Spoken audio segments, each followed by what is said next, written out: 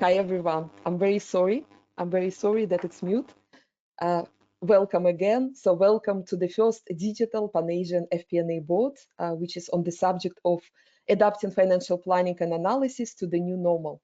My name is Larissa Melnichuk. I'm Managing Director of International FP&A Board.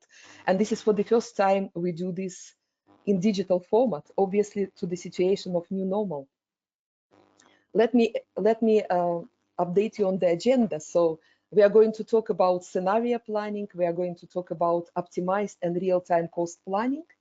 Then FP&A teams, multifunctional, effective. Then we will align FP&A skills to the new normal, collaborative planning, the role of modern technology, digital FP&A, moving to the leading analytical stage, and the latest trends in FP&A recruitment. And of course, conclusions and recommendations. I would like to introduce our speakers right now. So it's a very experienced panel. We have 7 people, all of them coming from different parts of the globe. The majority of people are from Asia. We have Lauren Klaas, who is Global FP&A Director at Cartier and a member of our Geneva FP&A Board. Lauren joined us from Geneva. So Lauren, hi, welcome. Hi, Lauren. Yes, hello everyone, good morning. Good morning, welcome. Very nice to see you here.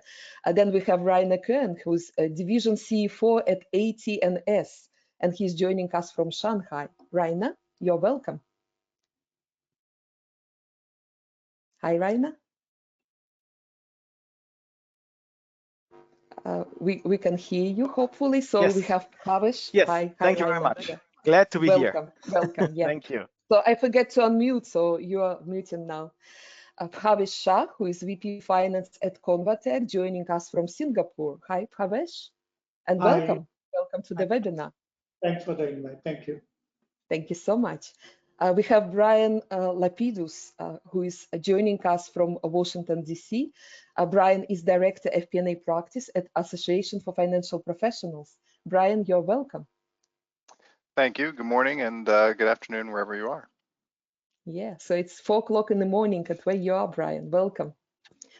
We have David Upton, who is Director of Strategic Partnership and Alliances, APAC, at Jedox. David is joining us from Melbourne, Australia. Hi, David. Welcome. Hi, Larissa. Thank you. I'm very happy to be here. Welcome. And then we have Igor Panivka, who is joining us from Kyiv, Ukraine. Igor is Managing Director at Konica Minolta, Ukraine. Igor, you're welcome. Hi, Larissa. Hi, everyone. Very pleased to be here. Glad you are here. Thank you. Thank you, Igor. And finally, we have Wei Wei Chao, who is Director at Michael Page at Shanghai office. Hi, Wei Wei. Welcome. Hi, everyone. Thanks. Very happy to be here. Thank you so much, Wei Wei. And finally, myself, Larissa Melnichuk. I'm joining you from the UK, from my home office, just outside of London. I'm CEO and Managing Director at FP&A Trends Group and International FP&A Board. Very briefly to update you on where we are. I traveled the world a lot with this project. So we have 27 chapters in 16 countries on 4 continents. And today we are joining our 5 Asian chapters. So Singapore, Kuala Lumpur, Tokyo, Hong Kong, and Shanghai. But also we have representatives of 28 countries altogether. So many other people join us as well. Welcome and thank you so much for being with us. Very quickly about Get Connected, how we can get connected and how we can make it as interactive as we can. So 90 minutes webinar, 4 polling questions, 1 Q&A session. You will be able to ask the questions through the chat box during the Q&A session. And also you can connect directly with our speakers through LinkedIn. And also would be wonderful if you can reply at the end of the session to the survey in order for us to understand how we can improve this session. Before we start, I would like to say thank you so much to our sponsors and partners. Jedox, the provider of modern corporate performance management solution. Thank you so much for supporting us. I would like to say thank you so much, Michael Page, one of the world's leading professional recruitment organization. Thank you so much for supporting us. And finally, I would like to say thank you so much to Association for Financial Professionals, organization that developed one of the first in the world FP&A certification that is called Certified Corporate Financial Planning and Analysis Professional. Thank you for your support. Thank you so much. And now my quick start to the new normal, an introduction to these 6 facets of the new normal FP&A. We will look at the new normal FP&A from 6 facets that you see here. So obviously it will be a scenario planning. The world is full of dead budgets and unrealistic forecasts at the moment. So scenario planning, this is the tool. Everyone around the globe, practically everyone, is doing a lot of scenario planning. So this is the first facet. Then we are going to talk about cost planning, real-time and optimized cost planning. Then FP&A Teams, multifunctional and multi-skilled. Technology for collaborative planning, it will be the 4th facets. And of course, digital FP&A, how it could be predictive, prescriptive, automated, and how we can use artificial intelligence and modern technologies for this. And of course, it's about FP&A talent, about such roles as architect, data scientist, influencer, and storyteller. So this is the timing now to look at the first facets: scenario planning, quick, flexible, real-time, and multidimensional. Laurent Klaas, Global FP&A Director at Cartier. Laurent, the stage is yours. The presentation is starting now. Thank you so much, Laurent. Thank you, Larissa. Hello, everyone. I'm glad to join you today. If you go to the first slide, Larissa, I'm going to walk you through the way we do scenario planning here at my group and the way I've done it previously. The first slide is really on the building blocks. So the building blocks that we see are 4. We have first an overall macro commitment. That's really where we look at the overall macro trends and we say, okay, what are we expecting for the next 12 to 18 months based on an overall sales based on customer demand. So that's really where we look at all the different flows of customers and products throughout the world and throughout the tourist flows. We integrate that with a supply chain planning because that's vital, because we have 12 to 24 months lead time depending on the product. And what the third part of the overall commitment, what's really important, is that we have a consistent overall cost base assumption. So obviously, as we will go through the iterations afterwards of the rolling forecast of an integrated scenario planning, the cost base assumptions will change overall. But what's important is that you really all start at on level playing field. The second part is really the local input. And that's the vital part, because that's really where we value and we quantify the impacts of the centrally defined drivers.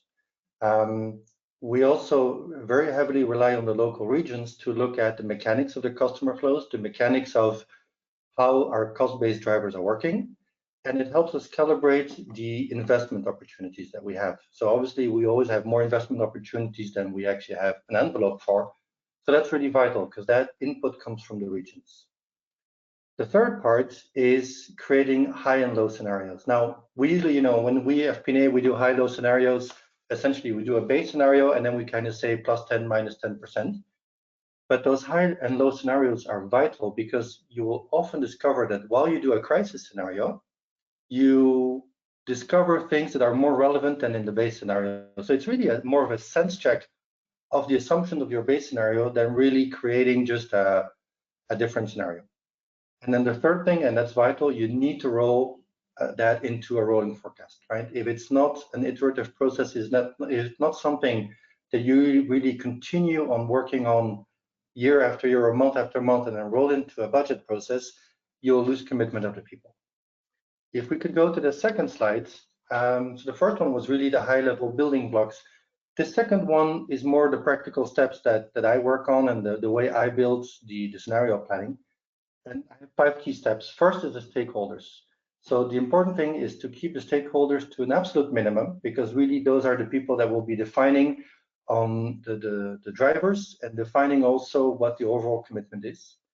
The second is to have an iteration process that you do quite early on, right? I mean, you need to have the countries and the regions, you need to give them time to prep, to get organized.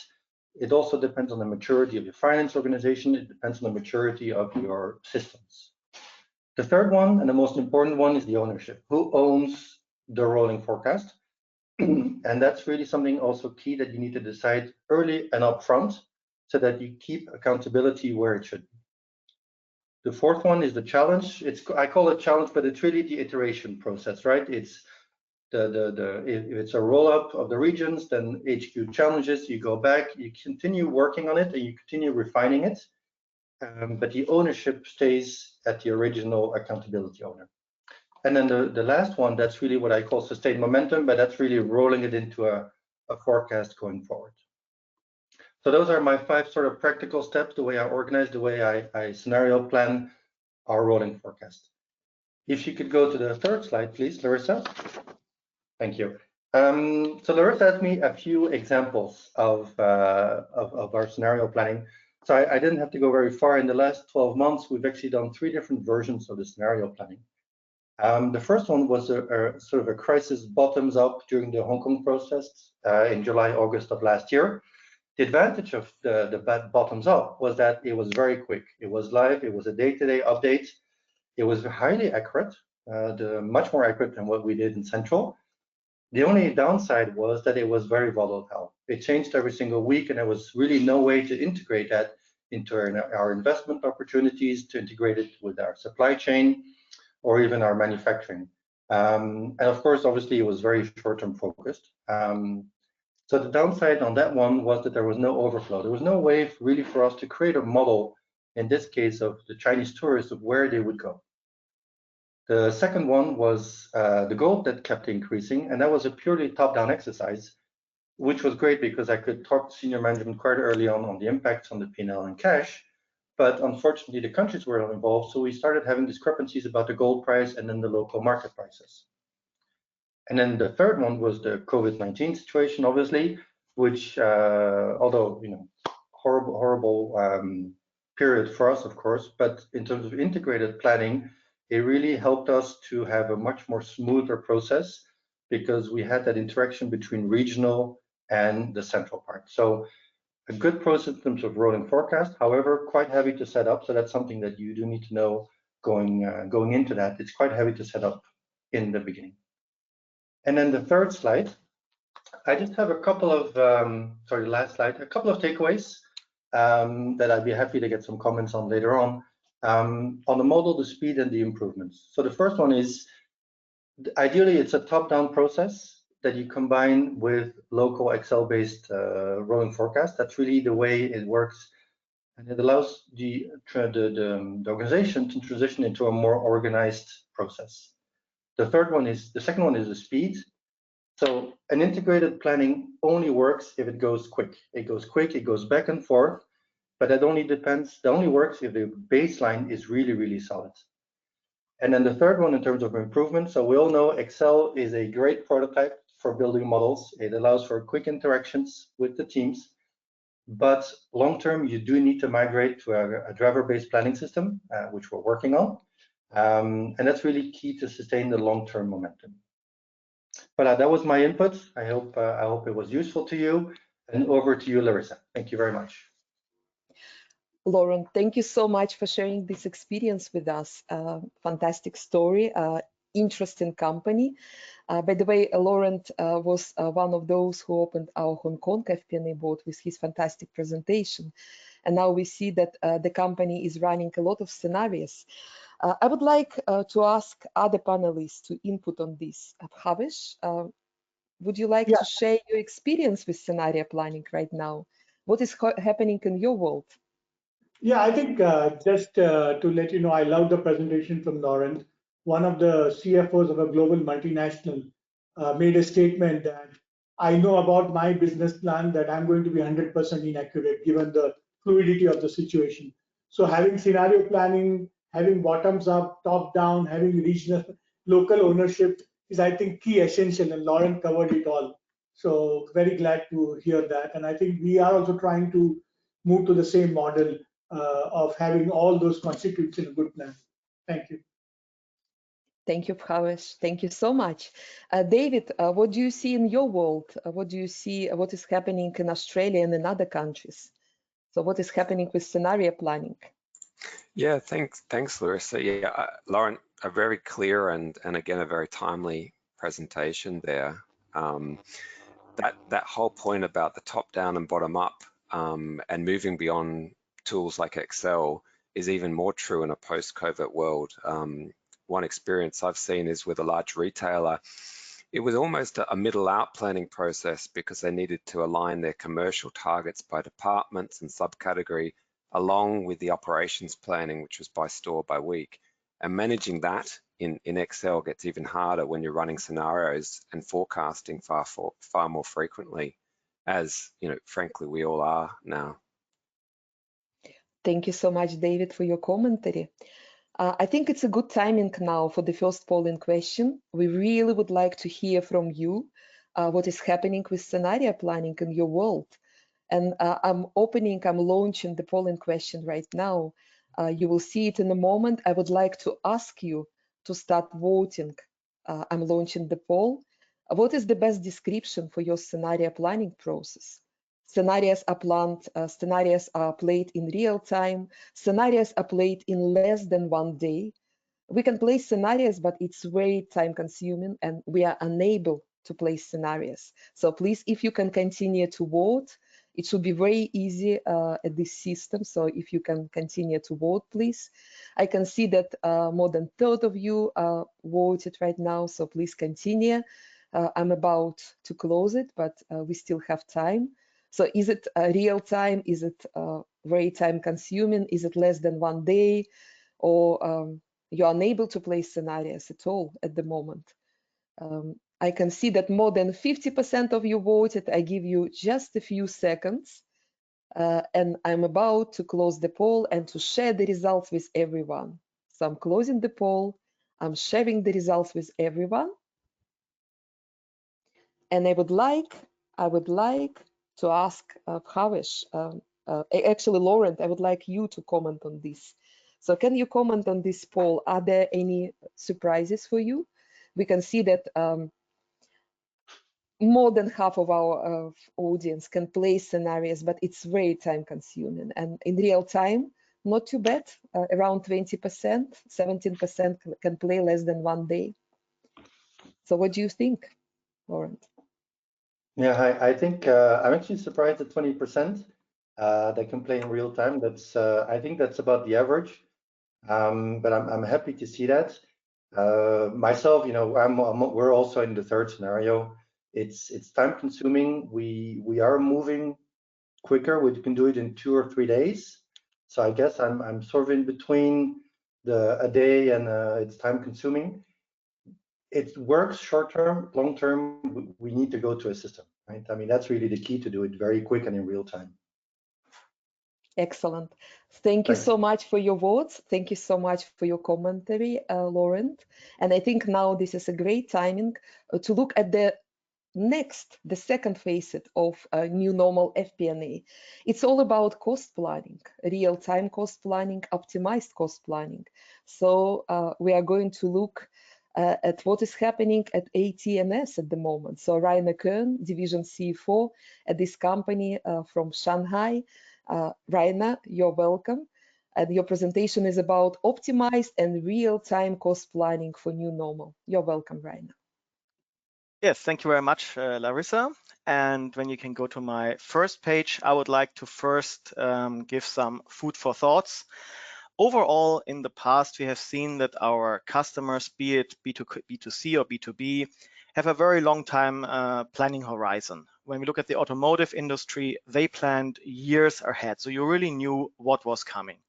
But now with this new normal, as we all call it, things have changed dramatically. And from our experience, every industry has changed to a much more short-term based planning approach. And also the customers are reflecting dynamically to their end customers' demands, and they pass this on down the supply chain to their suppliers. So we see a lot of customers calling in every week and changing their demand and the delivery schedules, production schedule requests. So we see a lot of push in and pull outs. And this is really happening now on a weekly basis, also for those customers who were previously very stable, and also, for example, for customers who are in Japan.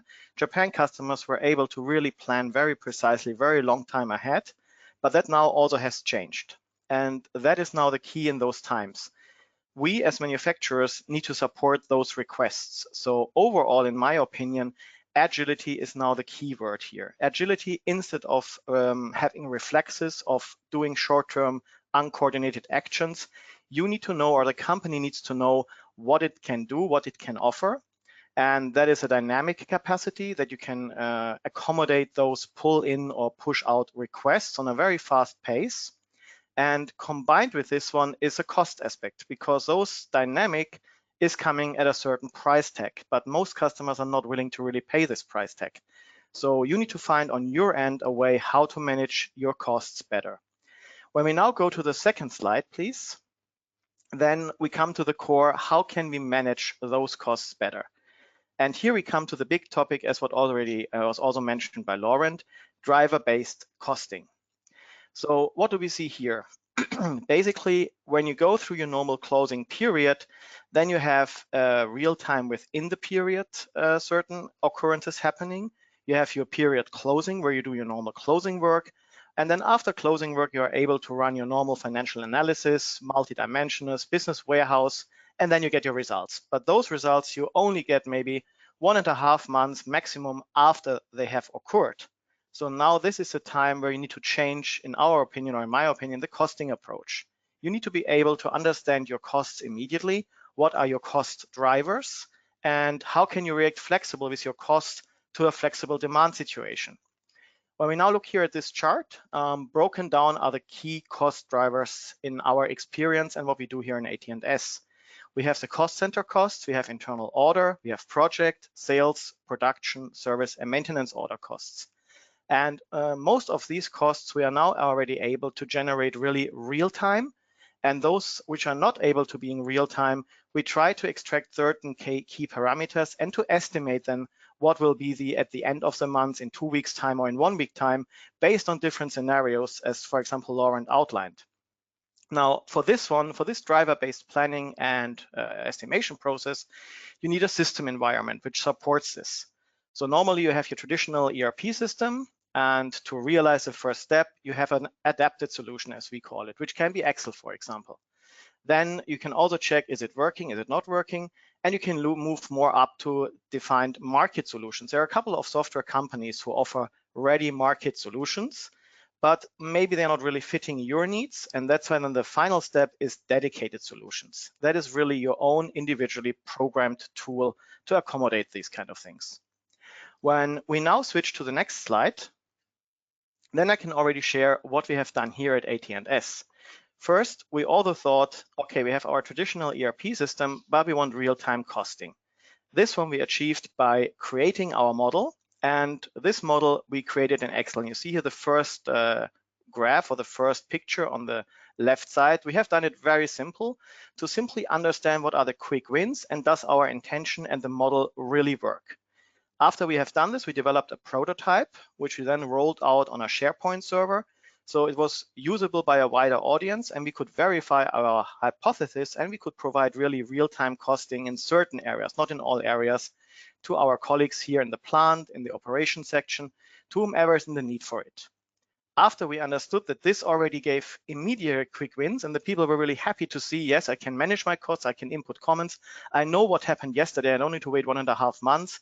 And I also know what my costs develop maybe in 2 weeks or in 3 weeks when I have 10% more demand or 15% less more demand. So they were really able to manage and plan their costs live and to also understand workforce allocations to their cost stations.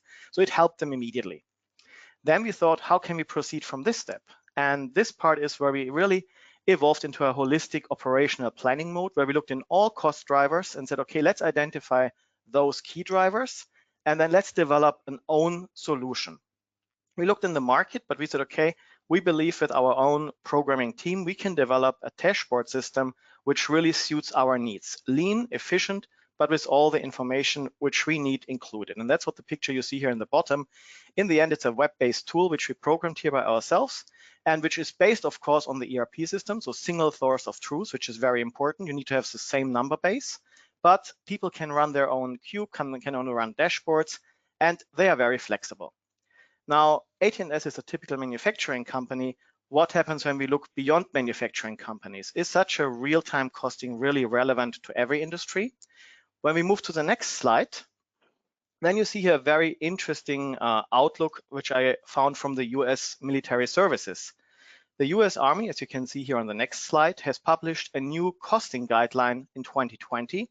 And on this one, they emphasize even for their operations how important is real-time costing. And they say very clearly real-time costing and estimation will help us to stay also here competitive and especially cost cautious. Also here, they went for an own individual system, which they developed, the Force Organization Cost Estimation System. And you can see here on this chart what you are going to achieve. It's really the ability check for all processes in real time, their costs. So not only for manufacturing companies, not only for any industry company, real-time cost planning is such an essential quick win you can give to your organization to stay competitive. And it doesn't matter in which industry you are in. So I hope you found this presentation interesting, and I also hope it gives you some ideas how you can develop your FP&A and your organization much more faster to react to those demand fluctuations we see today. And I'm very open and happy to hear your questions and comments. Thank you very much. Thank you so much, Rainer. Fantastic story from your company. I would like to ask Brian to join us and just to give you a quick takeaway and quick commentary. What are your observations on this subject? So Rainer's comments really go back to where you started the whole session, Larissa, when you said, I love this quote, "The world is full of dead budgets." And it's the difference between the budgeting process and the forecasting process. And what Rainer really pointed out was the ability of us in finance to get around that analyst cycle, to get from data gathering and preparation, to get to analysis and insight, and then get to decision and action. The faster we can move around that wheel, get faster decisions, will really help the business to be more flexible. And all those steps that he discussed, especially the driver-based planning, really will help us to get there. Thank you so much, Brian. Thank you. And this is the time to move to the next facet of our new normal FP&A. And it's all about FP&A Teams. And we have two parts to the FP&A Teams, two presentations here. The first one is from Bhavesh Shah, VP Finance, ConvaTec. It's about multifunctional and effective FP&A teams. Bhavesh, this is your stage. You're welcome. Thank you, Lasha. I think I wanted to speak, so go to the next slide, Lasha. Wanted to speak on three elements of multifunctional and effective teams. One is the effectiveness, second is being cross-cultural, and the third one being virtual and online, which is very relevant in today's time. So if you can go to the next slide. So I think if you look at over the last decade, there's a lot of work done on one version of truth. I think in whatever companies, millions of dollars have been spent on how do we get one source of data which is kind of tied out across the organization. But very little emphasis has been given to external data. I think we need to invest enough in this space also. For example, in my company, we are working in healthcare space. We need to now focus on the surgeries that are happening, the elective procedures, the wounds, the hospital performance. And it's not only looking at internal data. It's one of the most overlooked area for FP&A. I think the way to sum it up is historical data helps build forecast, while external data helps shape the forecast. Another area that has been the focus over the last 5-7 years has been the use of data analytics. And I know in many teams across the many companies, we have data analysts sitting in FP&A. But I think the key here is to convert that black box into a glass box. I think many a times we get reports from analysts which are very difficult to in a sense, understand. So I think what we need today more than ever before is the data analyst to convert these reports into meaningful information that business partners can digest. And the last thing which I am very passionate about is storytelling. In fact, I have a session after this on storytelling.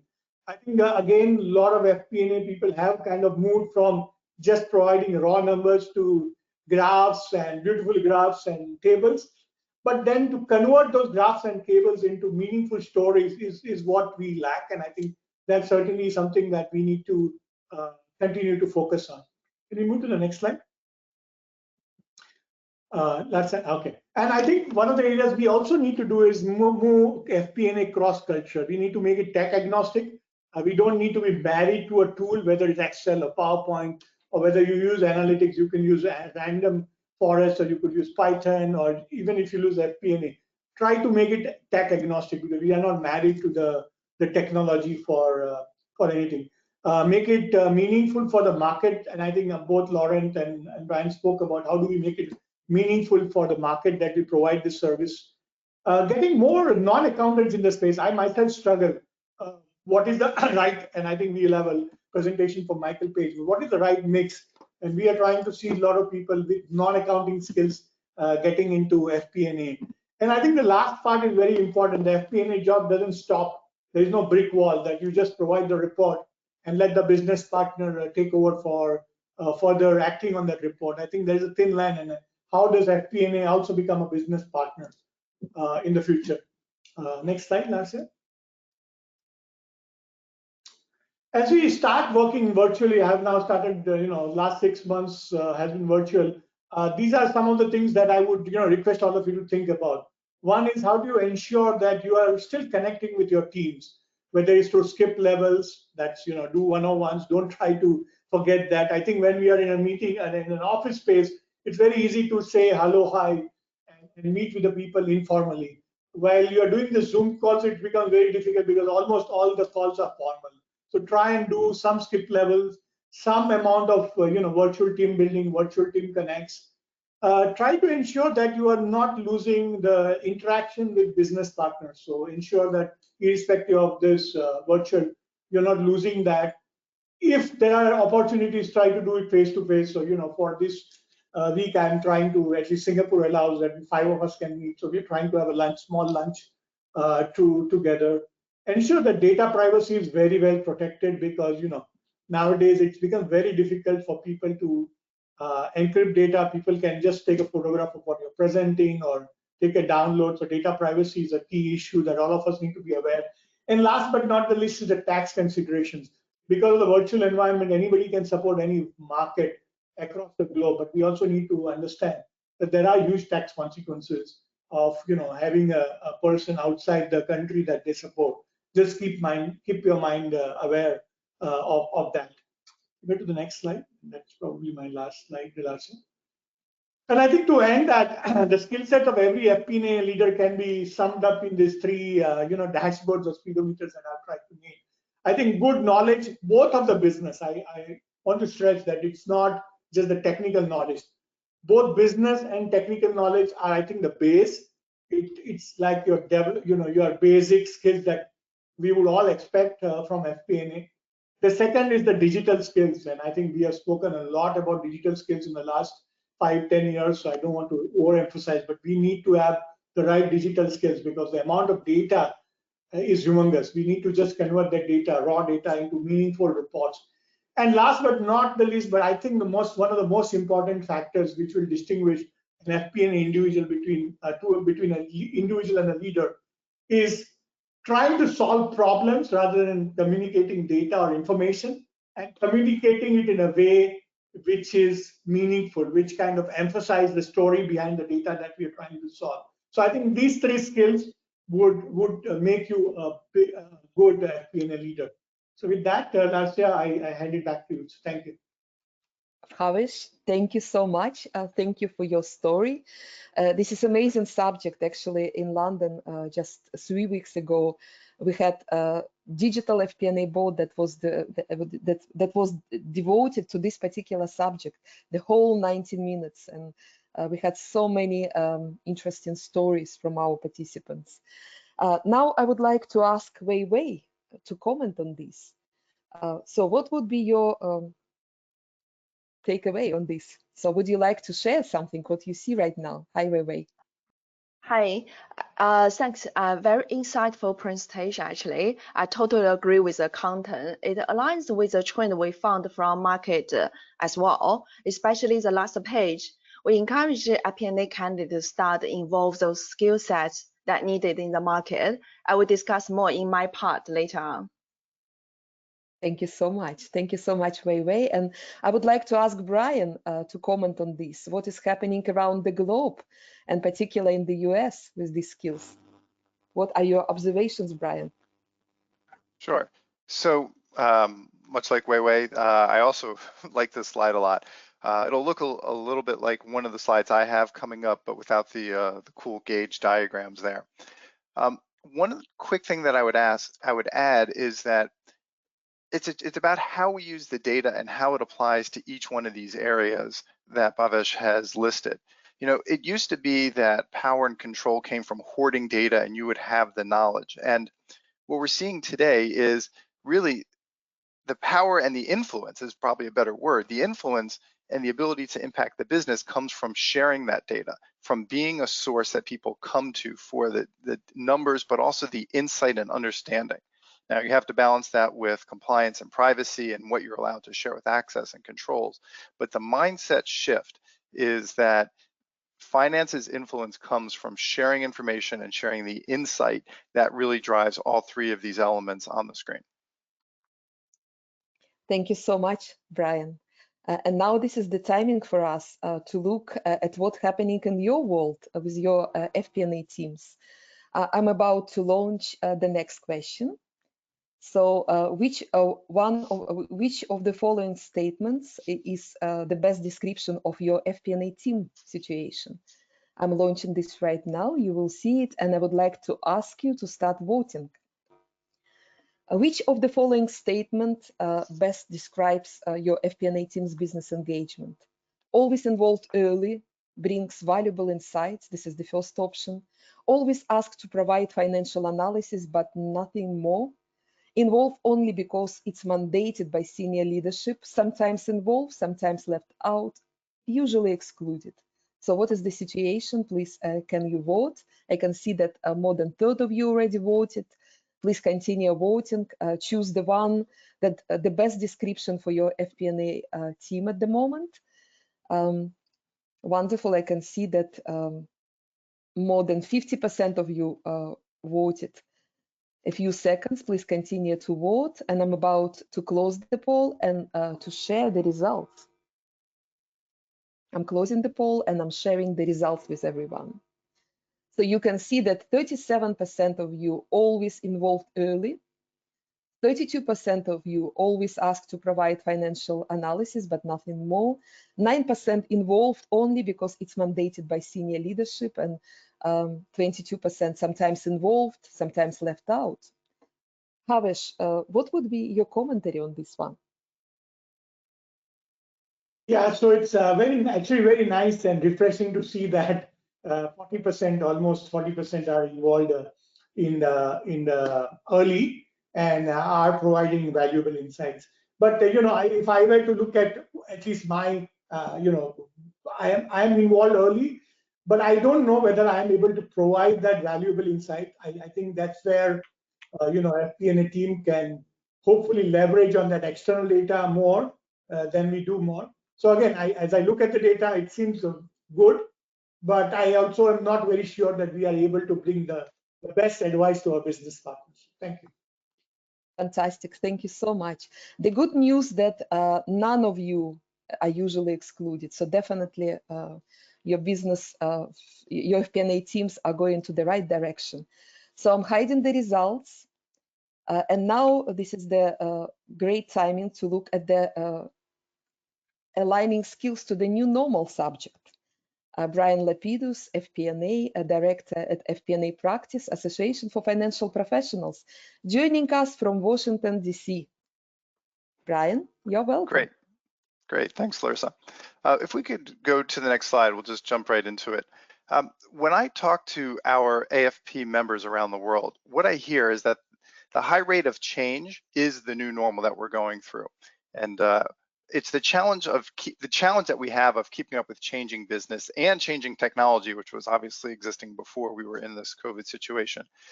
Someone described it as like changing the flat tire on a car while still driving at 100 kilometers per hour, because you can't stop the motion, but you know that you have to make the change.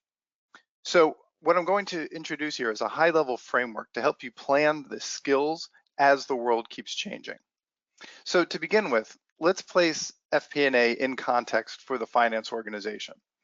So for finance, the CFO is the steward of company capital, responsible for financial controls, reporting where the money has been, and making sure capital is accessible today to be spent. The FP&A mission is the forward-looking part of the CFO organization. We deliver value by allocating capital to its best use around the company to improve decisions. So if we start backwards with value and go to the next slide, let's think about the services that we deliver in order to bring that value to light.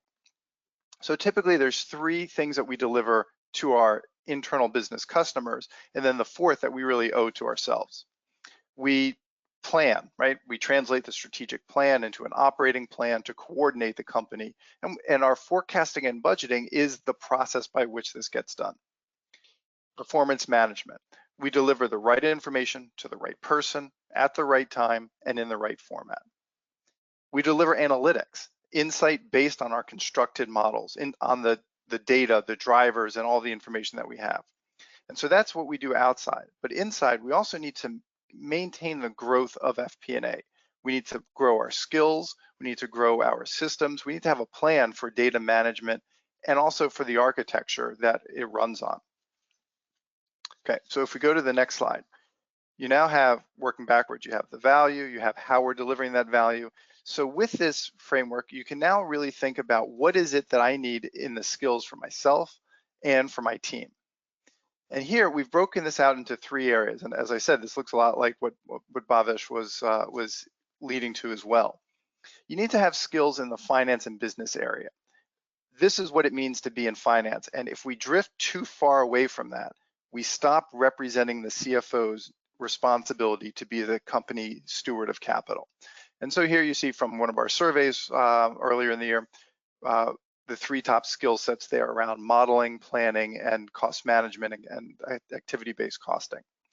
But then we also have to have the technology and data skills. We recognize that data is a key economic asset, and it's leveraged throughout the business, throughout our analysis. And we need to have the personal and team effectiveness skills of partnering, of communication, of managing the process. This is how we become a trusted advisor to the business based on the credibility and the partnership that we deliver. On the next slide, on the screen here, you could see the fuller version of the model, and this is all available for free on our website. You see the link on the side. This includes all the supporting activities that we see to deliver the skills and to deliver the services. Obviously, when you put this framework into use at your own company, it needs to be tailored to fit your reality and also where you are on the maturity scale. But the key idea is have a structure for what you're delivering, for how you're delivering it, for how you're going to train your people and constantly keep them trained and updated on all these different areas. Thank you. Thank you so much, Brian. Thank you for sharing those insights with us. So now this is the timing to look at the next facet of FP&A new normal, and this is technology and collaborative planning. So it's all about self-service, flexibility, real-time technology and collaborative planning. David Upton, Director of Strategic Partnership and Alliances at Jedox, is going to cover this subject. David, you're welcome. The stage is yours. Thank you, Larissa. If we could just go to the first slide. Now, just to start with, I've got a quote here and I'll read it out if anyone's jogging while they're listening to this webinar. I don't need finance people who can plan for double-digit growth. I need finance people who can tell me how to grow double-digit. And the reason why I've selected this quote is, and I really like it, it's from a CFO from a large beverages organization, is that a lot of us are in survival mode at the moment, but it's pretty important that we make sure that we aren't pulling up the floorboards and the furniture and burning them to keep the house warm. We also need to be looking forward to how our businesses and sectors will reinvent. There are opportunities as well as risk. And the second point is that in order to achieve outcomes, planning is at the heart a collaborative process.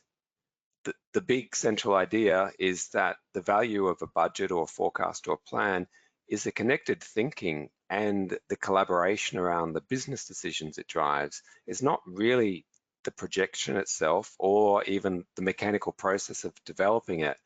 And FP&A can't deliver those types of results single-handedly. If we could go to the next slide. In order to translate strategy into execution, you need to collaborate with different parts of the organization. Now, whether that's with the executive team to understand the strategic drivers, or with the HR team to better plan the workforce process, or in order to do a more accurate cash flow forecast, to be collaborating with the sales team on their pipeline and close forecasts. In all of these types of examples, we're collaborating on a daily basis. And in the last months, we've all been collaborating more. But critically, when we're talking about collaborative planning, we are collaborating a lot more than just using Teams and using Zoom. We're collaborating around the numbers themselves. And to do that at scale, we need to have certain enabling technology there to give us some agility and also governance in that process. And now on the next slide, Larissa, we can take a look at these. So just to explain what we're looking at here, at the bottom, what you can see is our technology building blocks. This is some of the enabling tool sets in modern planning that make collaborative planning possible. Now above this, we've got an example from an organization I've done some work with. It's in the life sciences area. So you can see on the left that they have an R&D function. That's where you have people now researching vaccines for COVID or for the next blockbuster drug. In the middle, you've got of the value chain, you've got the operations. So that includes the high margin blockbusters, but also the highly competitive generics. And on the right-hand side, you can see the sales. So that goes right down to, say, medical sales reps going out and meeting with doctors, for example. Now, like any large complex organization, this company had planning processes owned by different departments and different lines of businesses. And many of these planning processes were loosely coupled, but they had disconnected technology. So for example, they had legacy standalone tools which didn't talk to anything else. Other parts of the organization used spreadsheets and other parts used access databases. So the first step of the process was to begin to connect to different systems to bring this into a trusted, what we call a data hub, so that they had a consistent basis for their plan. And so this could be something like SAP Materials Management on one side, or another entity which was using Dynamics 365. The next piece of the puzzle after this was to begin taking some of these bespoke models which were held inside spreadsheets which had been passed down from generations and bringing these into a consistent planning environment. Now, I mentioned before that the plans were loosely coupled together, so these processes didn't necessarily all fit together into one highly complex centralized planning model, but the outputs or the outcomes of one planning process might flow into the other. So for example, if they were doing long-range strategic planning, they might be planning on what they call ghost SKUs, which were products which might be entering clinical trials. Now, if clinical trials were disrupted, then that would have an impact in terms of shoring up suppliers in the sales and operations plan. So when it came to the planning processes, you had examples like the demand forecasting process, which was very statistically based. And for that, we helped them by using what we call predictive or AI technology. So it's time series statistical forecasting on one hand, but it also leverages machine learning. Now, for another part of their planning process, for example, the workforce planning, this was largely driver-based. And what this meant that they needed to have the flexibility to be able to do this type of same planning in the same environment, so that different process owners still could be responsible for their plans. Now, the final piece of the puzzle, if we could go to the next slide, Larissa, was the way that they decided to surface these plans and make this available to different stakeholders around the organization. So when, and probably the biggest idea here, and it comes back to the concept of collaboration, was what they didn't want to do was a big bang ERP type implementation, which had a huge kind of change management focus to it. Instead, their focus was trying to work where people's skills were and their experiences were. So the sales team, for example, were using Viva, which is a flavor of Salesforce, the CRM. And so surfacing the forecasting through that made logical sense because they were in there every other day. On the other hand, the FP&A team were unsurprisingly very conversant in Excel. So giving them the ability of using the spreadsheet interface, but enabling them to work on those consistent scenario plans gave them a lot of power and a lot of flexibility. Ultimately, for this organization, the collaborative planning was a key tool for FP&A to drive not just automation, but transformation and deep operational value across the business. And with that, thank you very much. And Larissa, I'm happy to hear comments from our colleagues. David, thank you so much for sharing your insights with us. I would like to ask Igor to comment on the subject of collaborative planning and also the role of technology in collaborative planning. Igor, you're welcome. Thank you, David, for the great presentation. I really found a lot of valuable insights. And as for my experience, I really was struggling all my professional life to build some collaborative modeling ecosystem. And I see that the future lies in using a combination of tools in collaborating in preparation of plans and forecasts. My deep persuasion, we have to go mobile, cloud, and to engage all of our business stakeholders in order to build such a system that we could interact, share data, and exchange insights in order to make good plans. Thank you. Thank you so much, Igor.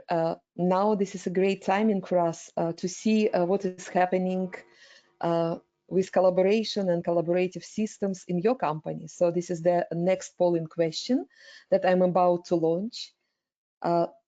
Do you currently use modern collaborative technology for FP&A? So this is the question, and please, if you can choose one of the following answers. Yes, we do. No, we don't, but we plan to implement this in the future. No, we don't, and we don't plan to implement this. I would like to ask you to start voting.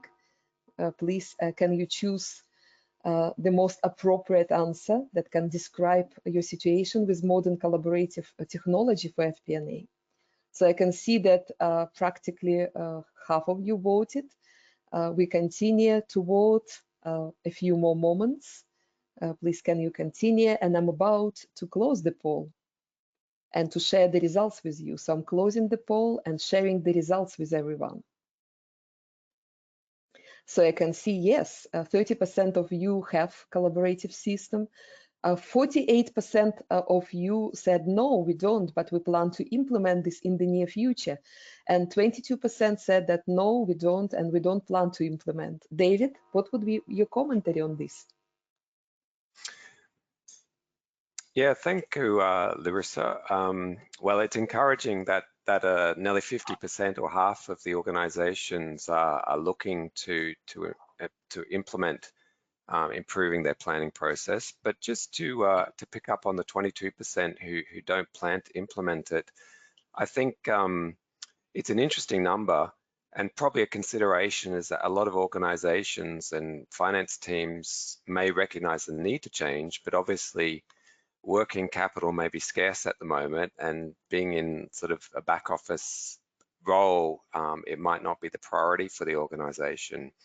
But probably the value beyond, say, process efficiencies in a budgeting or forecasting cycle, and the time savings is about where you can use that collaboration to, really drive operational outcomes. We heard from before about the idea of, say, reducing discretionary or cost spending if we could provide real-time feedback on that, like the US military, or another organization we work with which focus was on reducing churn for their 2 million customers. When you start to focus on those types of outcomes, collaborative planning really can drive a much bigger picture for the organization. Thank you so much for your commentary, David, and everyone, thank you so much for your votes. I'm hiding the results, and this is the timing to look at the next fifth facet of new normal FP&A. And of course, it's about digital FP&A, about predictive, prescriptive, automative, and using artificial intelligence, machine learning, and FP&A. Igor Panivka, Managing Director at Konica Minolta, Ukraine. Igor, who is not only a finance person, but also a data scientist and an engineer who actually implemented incredible process in his company. Igor, the stage is yours. Thank you, Larissa, for such a nice introduction. And before I start commenting my slides, I would like to share with you my experience of digital transformation of FP&A function, which I have been implemented in my organization and reach quite high level of automating all financial planning functions in several countries of Konica Minolta Group. And as Larissa mentioned, despite my financial background, I got a master's degree in data science from University of Wisconsin in the US. And as my capstone project, I built and implemented algorithmic sales planning model with embedded predictive capabilities and simulations from real-time data.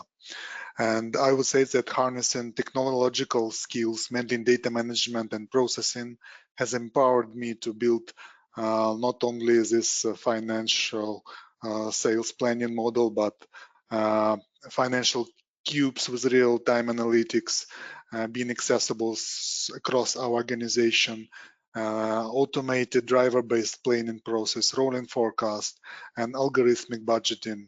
So I'd like to share my insights on how we should achieve digitization of FP&A function with strong analytical and forecasting capabilities.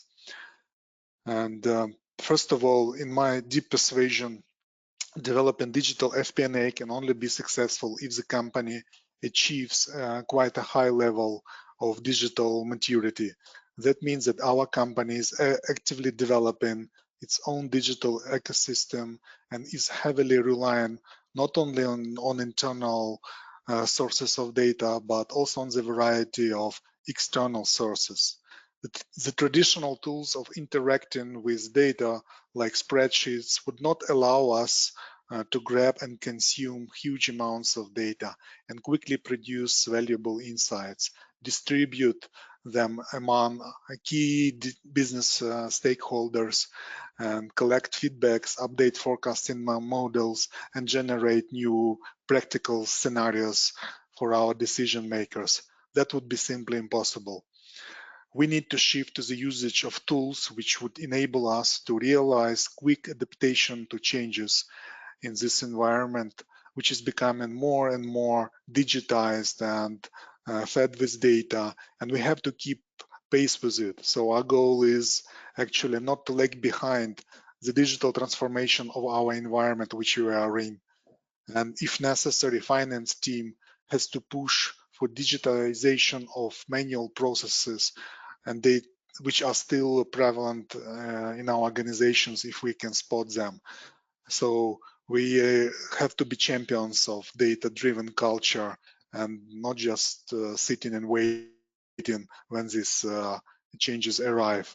So this is first prerequisite for our push to digital data-driven FP&A, as it cannot evolve and become digital on its own.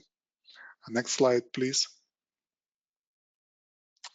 So developing digital FP&A is not a one-day switch, and it takes time to reshape how we work, train our team, and select the relevant tools. For every organization, I would recommend to draw a map of digital environment with a description of all available tools and those which would be necessary to acquire. as many of the extremely useful data sources are becoming available online and are externally stored, FP&A team should quickly realize how they can spot them and quickly integrate in their digital ecosystem. However, for the proper integration of data and proper preservation of the finance focus, we need to rely on people with relevant skills. The new generation of FP&A professionals, as already have been mentioned in previous presentations, have to be easygoing in interacting with digital tools and data processing techniques. The FP&A Dream Team could easily query structured and unstructured data, integrate it, build analytical and predictive models, and deliver insights. So we need to heavily invest in training our existing staff and correctly prioritize new hiring. For creating strategic plans and forecasts with financial focus, we also need relevant tools enabling us to build reliable financial models. So we need financial planning tools for integrating our operational data with our financial models. We should be able to build models with our key drivers, track and spot new ones, and continuously integrate them into our planning scenarios.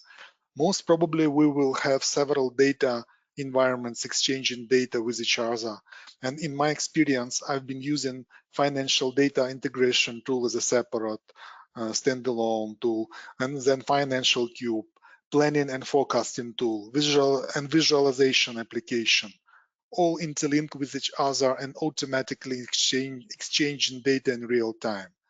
And my function as a finance head and FP&A leader was to orchestrate the process of finance data interaction, adapt and develop existing models, and produce insights with summaries of business for business stakeholders. Next slide, please. As we will progress with developing digital FP&A function, we should reach companies' recognition as the only center of analytical excellence and strategic decisions generation. First of all, FP&A has to be fully equipped from technological and talent perspective in real time to produce and deliver meaningful insights of business developments. These insights have to help our businesses to find key drivers and impacting factors which are critical for our business development. Besides the pure analytical and number crunching skills, the FP&A team has to develop the skills of correct interpretation of the variety of volatile and ever-changing data. As we are quickly digitizing, it is very easy to drown in the ocean of tools and data. So the task of P&A is to be selective and demanding toward technology. Actually, we have to lead the technology and not allow to be fully dependent on technology. And secondly, the second role of digital FP&A is about managing digital collaboration in preparation of company strategic scenarios of development. We have to engage our key business partners in the interactive scenario generation, enable them easily to generate understandable models and pick up the most suitable and optimal combination of drivers for particular business direction. Digital FP&A team has to be able to collect and be able to quickly combine all optimal scenarios for generating balanced, integrated, and the most effective plan for further development of the organization as a whole. And finally, going beyond rolling forecasting, we need to strive to develop agile planning approach. This concept implies that we are able to embrace all the volatility of the environment around us and to integrate the changes into our FP&A system. As our global purpose is to build workable strategies in digital age, we need to transform our FP&A into truly digitally capable functional organization. Thank you. Igor, thank you so much for your story. Thank you for sharing your knowledge with us. Now I would like to ask Rainer to comment on this subject. So what is for you digital FP&A and moving to analytical maturity stage? Yeah, well, I think it was a very great sharing what we just now saw. And digital FP&A, for me, I think leads first to a transformation of the finance function as it was outlined. It will move the finance functions and give the finance functions new tools to understand the business better. And with that additional and better, deeper understanding of the business, the finance function can actually help to grow the business much faster and to really identify what are the drivers, as it was mentioned. So to move into this digital FP&A, I believe is a necessary natural evolvement for any organization. Just it needs to be seen which stage and which pace is the best fit to the individual organization. Rainer, thank you for your commentary. Excellent. And now this is a good timing for us to go to the last polling question and to hear from you about your digital FP&A journey. So I'm launching the poll. Please, can you start voting now? And it's all about your FP&A process. So how would you describe your current FP&A process? Is it static, not predictive at all? Or you have some predictive elements, for example, some drivers, some matrices, some elements that drive your performance. It's fully driver-based, and fully driver-based model when we have mathematical model with input as drivers and with the output, something that you want to discover. Or is it fully digital, so push of the button and through automation and predictive analytics and machine learning, you definitely can forecast and plan. So please, can you continue to vote? More than half of you already voted. Please continue to vote, just a few seconds. And I'm about to close the poll and to share the results with you. So thank you so much. I'm closing this now. I'm sharing the results. And I can see that the majority of you have some predictive elements, 71% of you. 13% have fully driver-based model, amazing, and 2% of you are digital at the moment, but only 14% are static, not predictive. Igor, I would like to ask you to comment on this. Yeah, Larissa, I think that we have an evident shift to predictive future of FP&A, and we see great progress already in the place with most of the companies having predictive elements, and still a long way to go for full digital and automation predictive based financial planning. So a lot of work ahead. Thank you for your commentary, and thank you everyone for your votes. Definitely we're moving towards this, and 15% of you already at really good place. Definitely scenario planning and reforecasting, replanning, it's easy for you to do. So, but you know, those 14% that are static, not predictive, this is the way for you to start this journey. I'm hiding the results. And now this is the timing for the last session. We look at the sixth facet of new normal FP&A, and it's all about FP&A talent and recruiting FP&A talent. Wei Wei Chao, who is director at Michael Page Finance in Shanghai. Wei Wei, so please can you share with us the latest trends in FP&A recruitment at the situation of new normal? Yeah, sure. Thanks, Larissa. It is fantastic to hear different views on FP&A changes in the new normal. So here I will present the trend from talent market point of view. Based on our latest survey, FP&A positions are still the most popular roles across Asia. This has been the trend for the past few years. However, clients do have higher expectations on the continuously evolving FP&A skill sets. So for the market trend, we start seeing the traditional analyst role have been evolving horizontally and vertically. So I will explain more details in my next slide, please. Next slide, please. Okay, traditional company focus on FP&A candidates with strong analyst skills. The skill sets are evolving on breadth and vertically in depth. So what do I mean by breadth? Expectation on FP&A not only about analyst skills, but also the ability to translate and present the finance data in simple business language as a storyteller.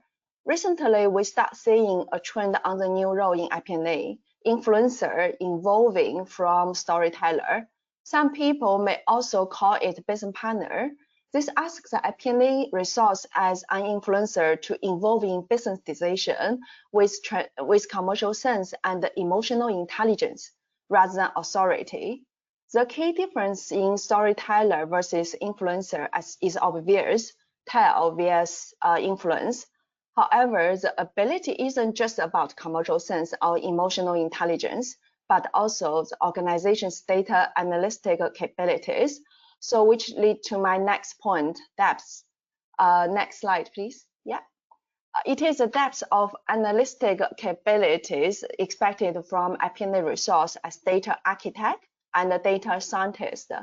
The data architect role can bridge IT and finance in order to assess huge debates, which is aligned with a digital transformation in organizations.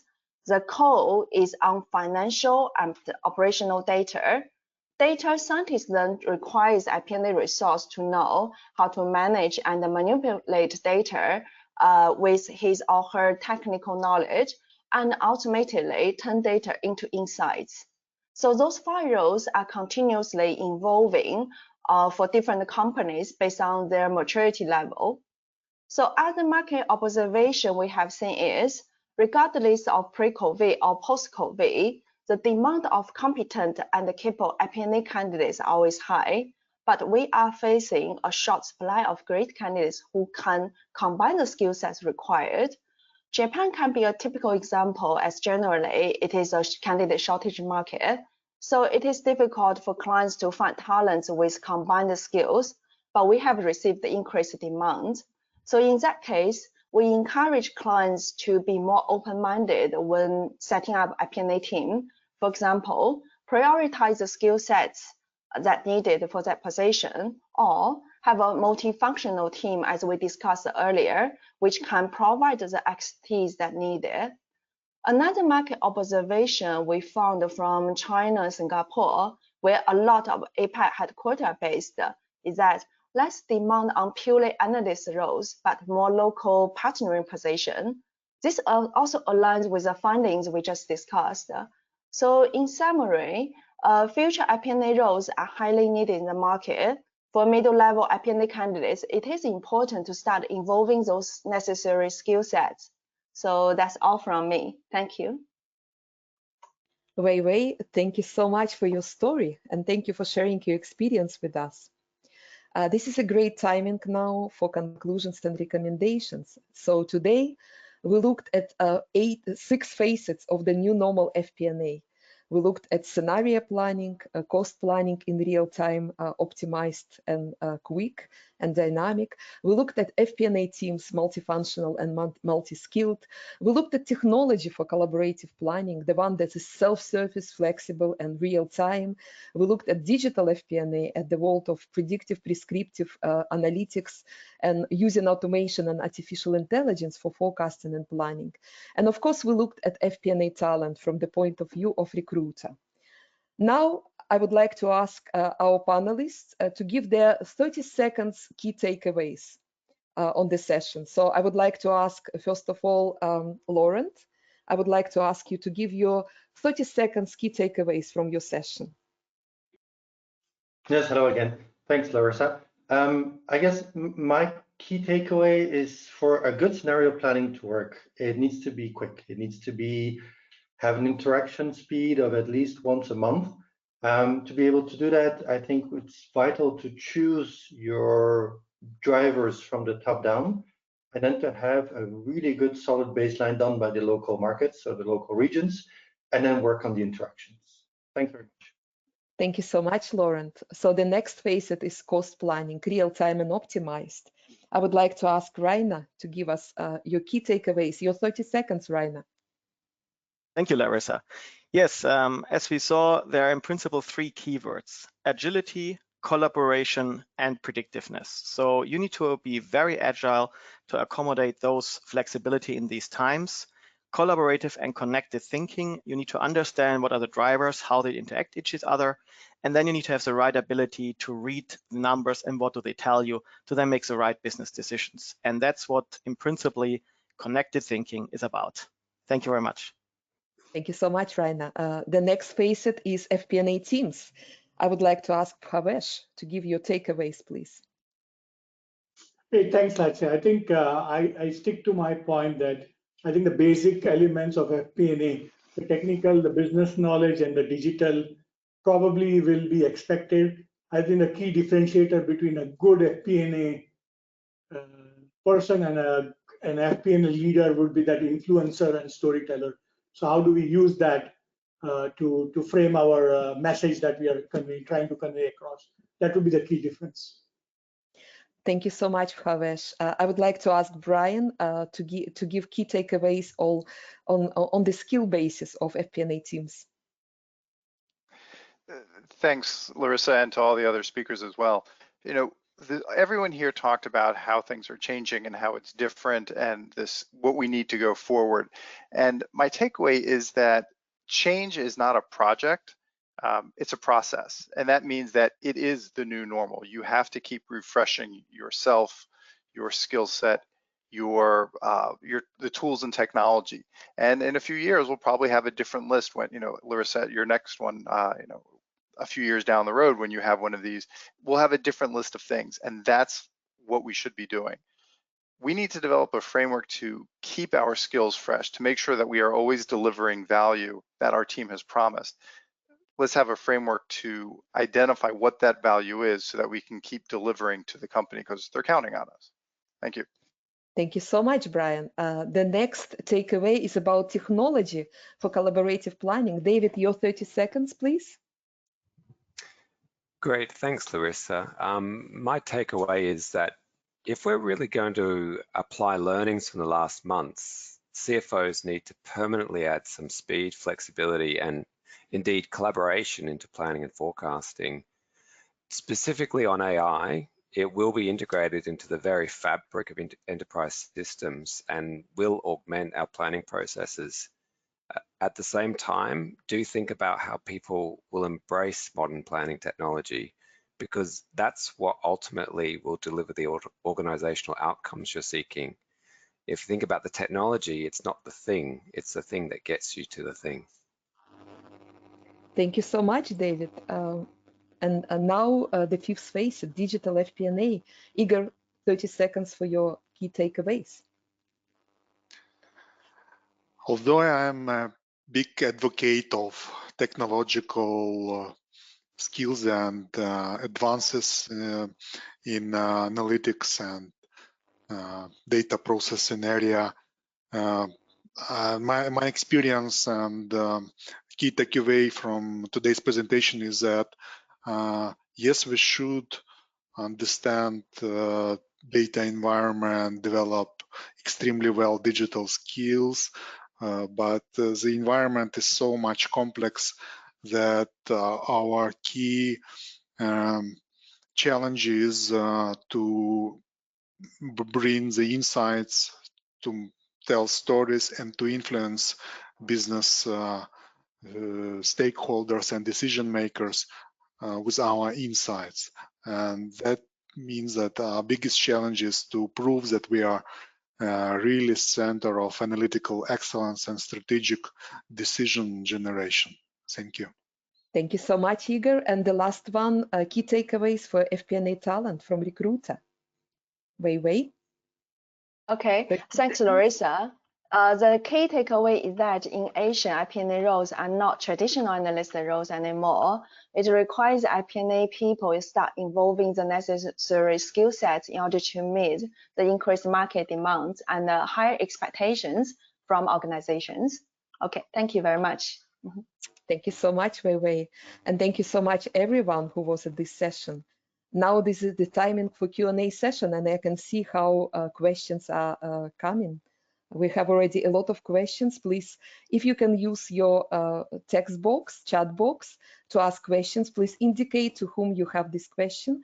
Even if we don't have enough time to answer this in real time, we do this in offline and we will get back to you with the answers. The first question is to Laurent. How to make the balance between having dynamic and real planning and giving free time to our commercial team for in-market activities and executions.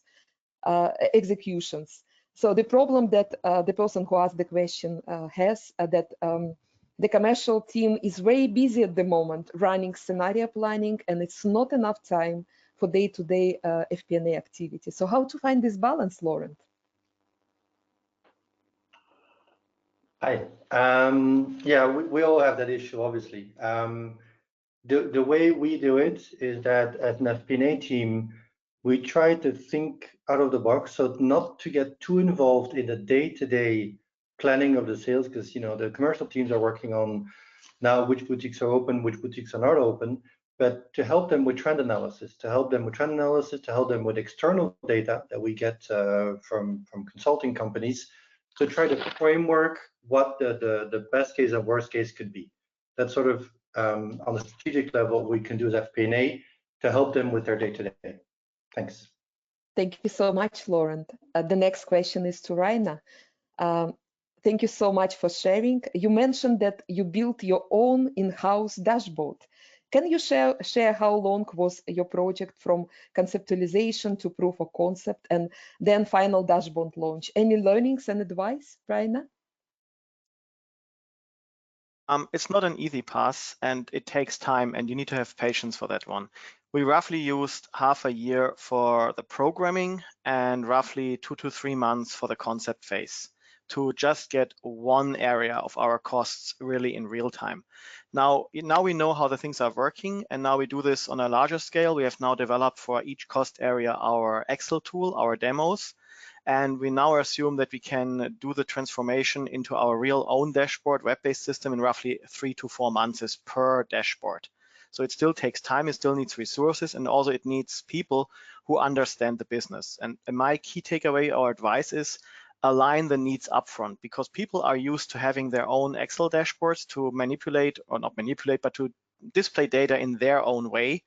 Get them in the process very early, understand what really your customers' needs are, what they want to see, and then take this into your own needs and then come up with a holistic solution which fits for the entire company and not just only for a very small team. Thank you so much. Thank you, Raina. The next question is for Bhavesh. How do we change the business team's mentality to get us involved early?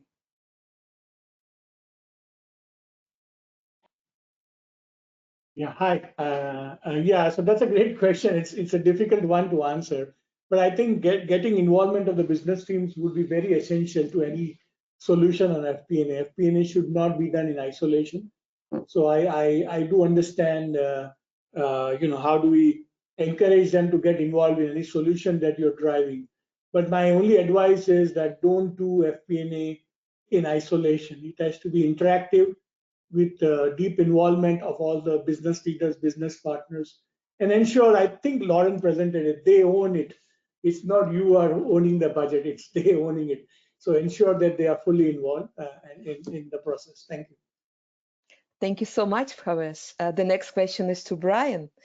Brian, what is the most important skill needed to be acquired by the FP&A professional in this incredible change in time? I only get one answer at that. I had a roundtable a couple of months ago, and we asked that question, and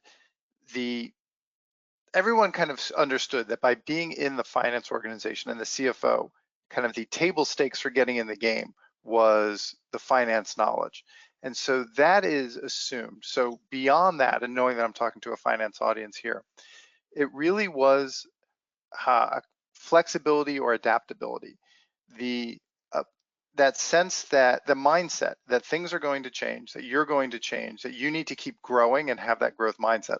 And that just like all of a sudden everybody is working remotely or everybody is in a different environment, the mental capacity, the flexibility, and the personal traits to figure out how to make things run in a world that where the new normal seems to be happening every few years. Thank you so much, Brian. The next question is to David. How does one integrate different business processes to arrive at a common point so as to enable their stakeholders make right decisions? So what would be your answer to this, David? A key thing is that if you're taking in business processes which are run by different parts of the business, whether it's in spreadsheets or whatever, and you want to bring them into a common platform, what's most important is that those process owners still get to manage the process, even though they're using a standardized common platform. So you need to put them front and center in terms of that creation of the models, so that their methodologies and they've got ownership of them, because typically most planning processes don't sit still. They need to be continually tweaked and adjusted. You know, look at this year.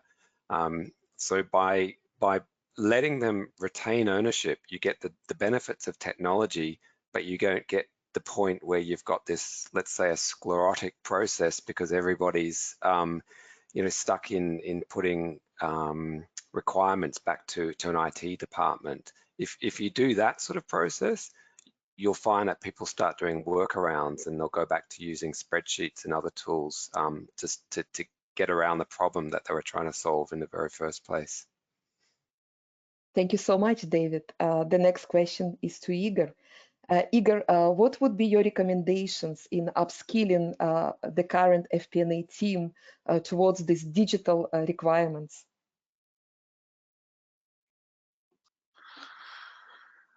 First of all,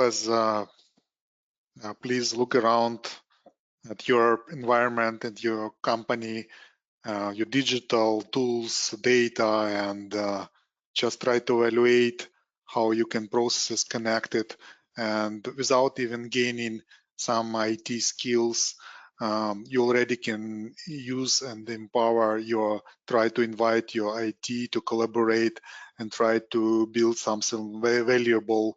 And then as you go deep into understanding how data is integrated, ask your IT, as this is the path which actually I went through many years ago.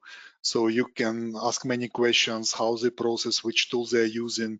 Actually, you will probably hear some name of the programming languages like SQL, SQL in US they call it, or Python, or others. I would recommend definitely to learn SQL. It's very simple. You can master it within months, 2 or 3, and encourage your people to learn it online or whatever tool using. And this is the first step. And then as you will engage more and more in data environment, your team, and you will like it a lot, and there will be deep dive further and further away into technology. So as you are finance people, performing finance tasks, you will be able to connect this technology with finance related objectives and build something valuable by your hands yourself. Thank you. Thank you so much, Igor. And the last question, but please continue to ask questions because we will answer them offline and we will get back to you. Wei Wei, the last question is to you. How the FP&A talent market has been impacted by COVID-19? Yeah, as I spoke earlier, no matter it's pre-COVID or post-COVID, the demand of FP&A candidates is still high, especially on the soft skill side. We continually receive the requirements from clients that they want candidates who can help to drive business from FP&A point of view. So I would say I would encourage people still involving those skill sets that needed. Thank you so much, Wei Wei. So this is the time to conclude our session. I would like to say thank you so much to everyone who was involved in this amazing discussion. Thank you so much to our international panel. Thank you for sharing your insights on different facets of FP&A New Normal. Thank you so much, everyone. Also, I would like to say thank you so much to all the participants for being here with us. You join us from 28 different countries, and thank you so much for being so active and participating at our polls and Q&A session. And finally, I would like to say thank you so much to our sponsors and partners. Thank you so much to Jedox. Thank you so much to Michael Page. And thank you so much, Association for Financial Professionals. Please stay with us. We will continue sessions like this. The next one will be in Australia next week on similar subject, different panel, and we will continue our webinars as well. Please stay safe and let us continue to move FP&A to the next level. Thank you, everyone. Bye-bye.